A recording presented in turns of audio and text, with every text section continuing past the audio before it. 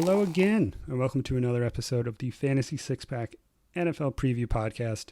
As always, I'm your host, Travis, joined, as always, by our resident expert, Noah. Noah, how are you doing? I'm doing good, Travis. How are you doing? I'm good. Excited to talk about the Jets. A little bit of a more interesting team than some that we've run through so far. The AFC East has been a bit of a downer, but the Jets have some interesting pieces. They've got some weird offseason turmoil, some interesting free agent additions, so it should be pretty cool. But before we get into that, time to plug our Twitters. I am at the real Travioli. Noah, I never remember yours. Where can we find you? You can find me at Noah Spurlock NFL. That's Noah Spurlock NFL. Okay, well, now that we've through the plugs and all that fun stuff, let's jump into it. And I think the best place to start is with their golden child, Sam Darnold. As a New York Giants fan myself, I'm jealous that they have a quarterback to believe in. As much as I like Saquon Barkley, I don't like Daniel Jones. So I'm jealous of Sam the Savior. But should I be jealous of him? Is he going to be amazing? Is he going to be worth drafting? What are your feelings on him, Noah? I don't know if he'll necessarily be amazing, but I do think Sam Darnold will take a step forward. He'll take that second year leap so many other quarterbacks have. And he did okay last year. Like you'd said, 17 touchdowns, 15 interceptions. And I think he'll do much better this year. I think if you look at a guy like Mitchell Trubisky in 2017, he threw 7 touchdowns and 7 interceptions. But then in 2018, he had 24 touchdowns and only 12 interceptions. So I think that's the kind of a guy that's comparable to how Sam Darnold will do this year with a new running back and some new wide receivers. I think that Sam Darnold will be a pretty good quarterback for the Jets this year. So do you think he'll be pushing mid to high 20s in touchdowns, or are we just sort of plateauing at 25 and under? I think probably plateauing at 25 and under just because Le'Veon Bell is a pretty good running back. And if they're on the goal line, they'll probably end up just giving it to Le'Veon Bell instead of having Darnold pass. Yeah, that makes sense. I also think Sam Darnold is sort of a victim of his own success last year in game one. He came out and played so well. I know he threw a pick six real early, but he came back, threw a bunch of touchdowns. The Jets won. The Sam the Savior talk started. And then he hit a rookie wall and sort of slowed down. So I think people might be a little down on him this year, but he was a rookie. Everybody struggles, and I can see a pretty solid bounce back year. 25 touchdowns from Sam Darnold would make him a pretty solid backup. Where would you take him? Are you taking him just as a backup? Would you start him in like a deep league? How much capital are you investing in him? I'm not investing much in him. I think he's appropriate for a backup position. I think, kind of like I said with Josh Allen when we did the Bills preview, if you have a really good quarterback, I think it's worth it to take a guy like Darnold to be your backup because if Darnold works out, you have another trade asset, and that's always good. But if he doesn't, you're fine because you have an elite quarterback. So, and I could see Darnold being startable against a bad defense. Okay. As you've already alluded to, Le'Veon Bell is on the Jets roster. He will be playing football this year. I know a lot of people got burned by that last year, most notably the Pittsburgh Steelers. 2 years ago, I know this might be somewhat hard to project after missing football for a whole year. He put up almost 1,300 rush yards in 2017, 9 touchdowns, caught 85 passes, another 650 receiving yards, and 2 more touchdowns. He was top 5 player in the league. Some people were taking him, 1 or 2 last year. What are we doing with Le'Veon Bell when he hasn't played competitively in a year, but is still, when he did play, was one of the best players in the league? Are you taking him? Are you staying away? Are you just spiteful after him sitting out all year? Are you worried? Like what? There's so many questions about Le'Veon Bell, and I asked them all in one long run-on sentence. So what are you doing with him? I will try my best to not let I'm a Steelers fan, so Oh, obviously I got some bad blood towards Le'Veon Bell, but I'm not seeing it with Bell this year. He's being drafted with all those elite running backs like Melvin Gordon and Alvin Kamara. And when the season kicks off, he's not going to have played football in 18 months. And there are reports that he's up to like 260 pounds, which is 35 more than what he was playing at on the Steelers. And no practice can represent what a real game feels like, and the league changes so much year to year. I think you'll see a real slow start without a Le'Veon Bell, because if you remember in the last season he played when he skipped training camp, even then he got off to a slow start. So I can only imagine what this year is going to do to him.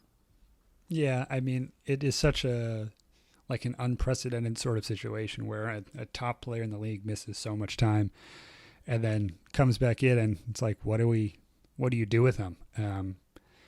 I've often heard people say like, oh, he belongs on some team in fantasy, but it doesn't necessarily have to be your team.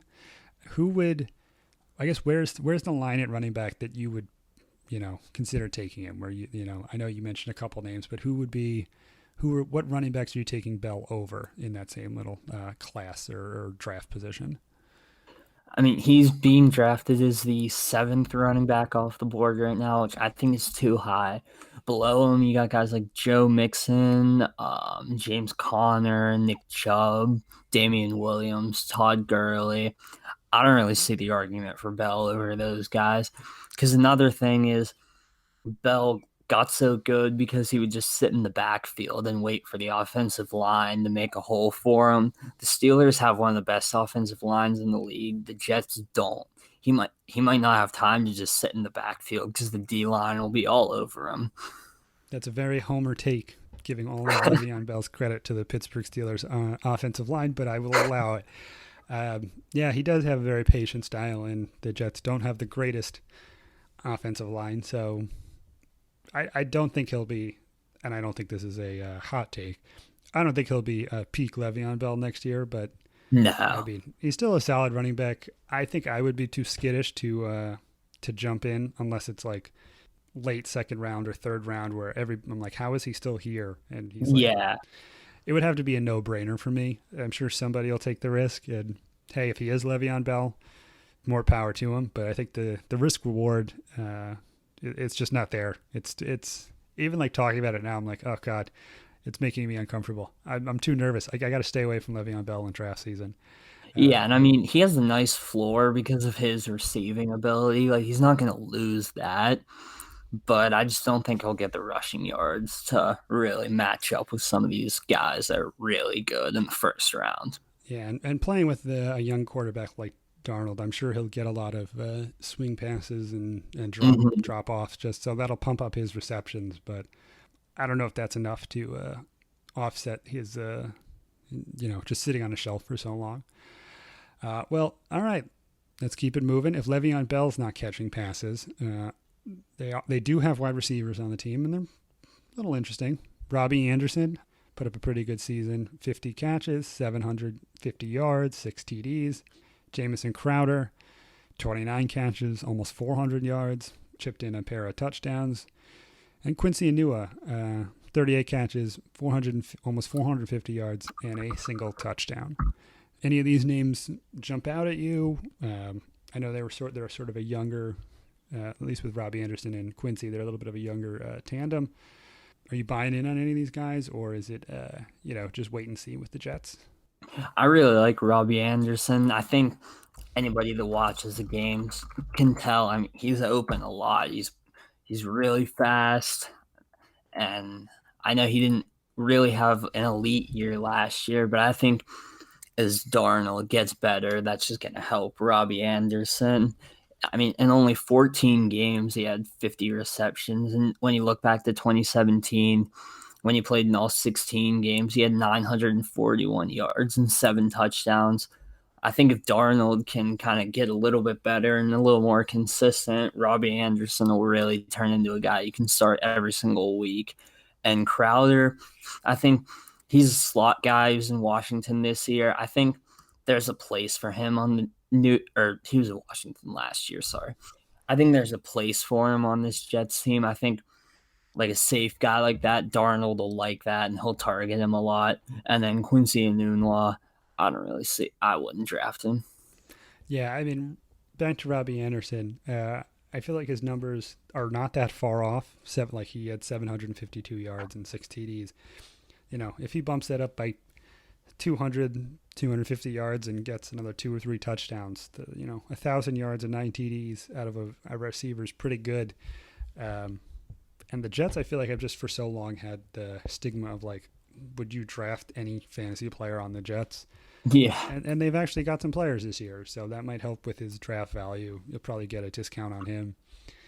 And yeah, rookie quarterbacks, or I guess he's not a rookie anymore, Sam Darnold, but young quarterbacks like dumping the ball off. So I can only imagine Crowder over the middle or his receptions are going to go up. So I can see taking either of them. What do you think Robbie Anderson's likely outcome is? Wide receiver 2? I don't know. I don't know if he'd be a wide receiver 2, just because I think Bell will take a lot of the receptions in the passing game. But I think he'll be a solid wide receiver 3 or a flex. And the thing about him is he's being drafted as the 30th wide receiver off the board right now. That's really good value. I think he should be a little closer to like low 20s. I think if you look in the low 20s, you see like Tyler Lockett, Chris Godwin, Sammy Watkins. I see no reason why Robbie Anderson can't put up stats like those guys. All right, draft question. So you're on the clock. Are you jumping Robbie Anderson up a round or 2 to pick him, or are you hoping he falls to you and trying to get him at his usual draft position? Are you such a fan that you're bumping him up 5-10 extra picks? Yeah, I don't know if I would draft him. I don't know if I would jump him up a couple rounds, but I think if it was like the late 6th, I would look into taking him. And like you said, I think there's been a stigma for so long, don't draft any Jets players, that I think if you're playing a more casual league, you can find Robbie Anderson a little bit lower than the early 7th, which is where he's going. And I think that would be awesome value. Okay, so you're not super Robbie Anderson centric, like your whole team's not going to revolve around him, but you'd be very happy to get him where he's going. For sure, yeah. Okay, cool. So hopefully that no one drafts Jets fantasy players works to all your advantages, because you've heard us talk about how good Robbie Anderson will be. So I've asked you this question every week, every episode. You need to take one Jets player, has to be on your team, putting bias, Pittsburgh Steelers biases aside for a moment. Who are you taking and why? Yeah, I would probably take Robbie Anderson. I think the early 7th where he's going is a really good spot for him, because I think you have a chance to get a top 20 wide receiver, and I don't think you get much worse than wide receiver 30 with Robbie Anderson being the Jets' number 1. Oh, wait, I forgot tight ends. I mean, the tight ends aren't great, which is probably why I forgot them. So before we wrap it up, Chris Herndon and Trevon Wesco are on the depth chart right now. Herndon had a pretty solid year last year, 500 yards, 4 TDs. And as we've talked about each week, each episode, I should say, none of the tight ends are great in the AFC East. Is that trend continuing with the Jets, or are you in love with these guys? Yeah, it's pretty tough to do this, but I think the Jets have the worst tight ends in the AFC East. Wow, that is a bold statement after some of the guys we've gone over. Yeah, they're not any good, and I don't see any of them ever having good weeks, and certainly not being fantasy relevant. I don't either, but I was hoping you might try to contradict for one, or talk up at least one group of tight ends in the AFC East, but we'll save that for another division. Get your tight ends somewhere else, unless you're in an incredibly deep league that's playing like 2 or 3 tight ends, which I've never heard of, but I'm sure it's out there. Yeah. All right. Any last thoughts on the Jets, or shall we wrap it up?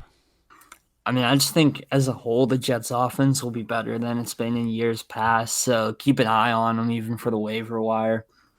Okay. Over under 10 total touchdowns for Le'Veon Bell. over. Okay, you're not so bitter that you'd say under. I appreciate that. That's what makes a good fantasy expert. All right, well, that's it for the Jets. We'll be back. Moving on to another division. We finished the AFC East. As always, I'm Travis. I'm Noah. Noah jumped in. He's Noah, our expert, and we'll be back. I hope you've enjoyed the episode, and go listen to our other ones. They're great. Until next time.